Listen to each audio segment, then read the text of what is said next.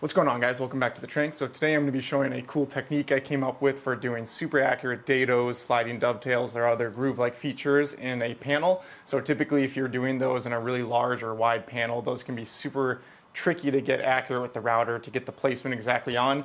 But I think you're going to find this is a super awesome way to do it and you get extremely accurate results. So let's go into the bench and take a look at what we do. Okay, so if we look closely at this here, this is actually going to be a stretcher for a hallway table, and if we come in real close, you'll just be able to see these tiny marking lines and pencil lines that mark out where I need these dados. There's going to be a sliding dovetail here, another dado. These are going to be cutouts for drawers. And typically, obviously you can't get a board like this to the router table, so we have to use some sort of fence with the router. And so what I'm going to actually show here is utilizing a common V-bit here in order to set our alignment of the router. Now the benefit of this is that this V point comes to an exact point you can see here, and so what we can actually do is use this in the router to set up our fence and drop that point exactly on the center line of the groove or dado or whatever it is that we have to cut.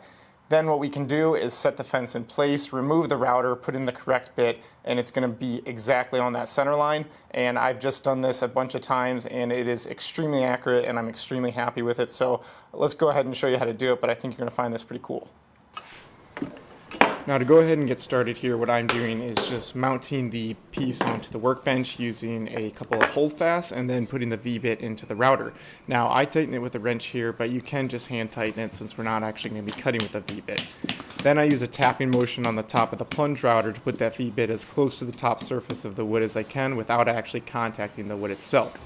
That way, with it so close, I can just use my eye to sight that right over the line, right on the center line of what we're going to be cutting.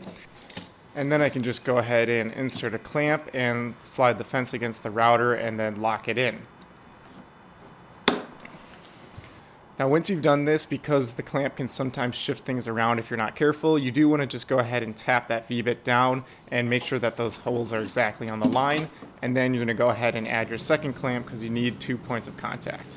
Okay, so hopefully you can see here with my pencil, I've just set the fence here, I've got the clamps on, and it's always good to double check by creating a point with the V-bit after putting your clamps on because things can sometimes wiggle if you're not careful. But you can see here we have the first hole dead on that center line, then I put on the clamps, then I came back, retested, still dead on that center line, so we're good to go ahead and cut out this groove. Now we're ready to set the depth of cut, so I go ahead and just touch the tip of the bit to the top surface of the wood. Then I unlock the turret stop and lift it up and put a setup block at the depth I want to cut in there and then lock the turret stop into place.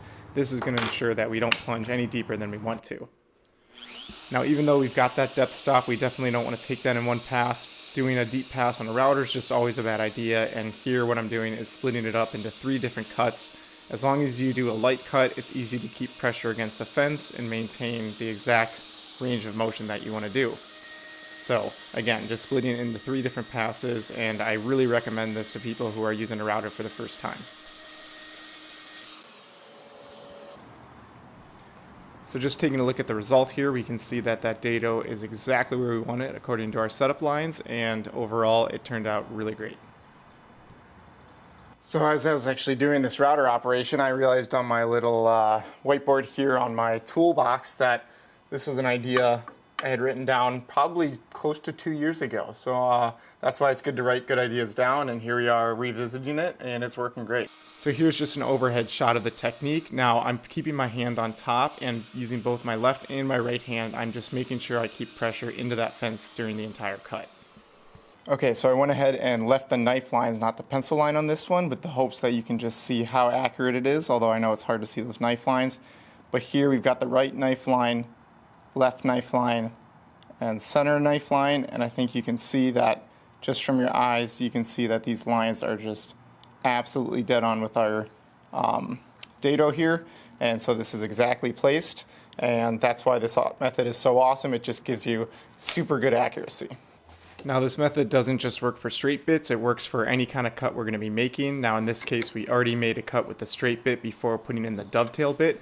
Once we've done that, we can just keep the fence exactly where we had it for the straight bit and then just come in with the dovetail bit to give us that nice sliding dovetail. If you're doing a beading bit or any other decoration bit, you do the same thing by setting it with the V bit and coming up after. Okay, so just like that, we had all these pretty intricate dados and sliding dovetails to do. And what we've got here as a result is just an extremely accurate performed job here, thanks to using that V-bit to mark everything out. So typically this would be something that would really challenge me, but this has made it so much simpler. So I hope you guys enjoyed this and put it to use. I think you'll find it just to work really well.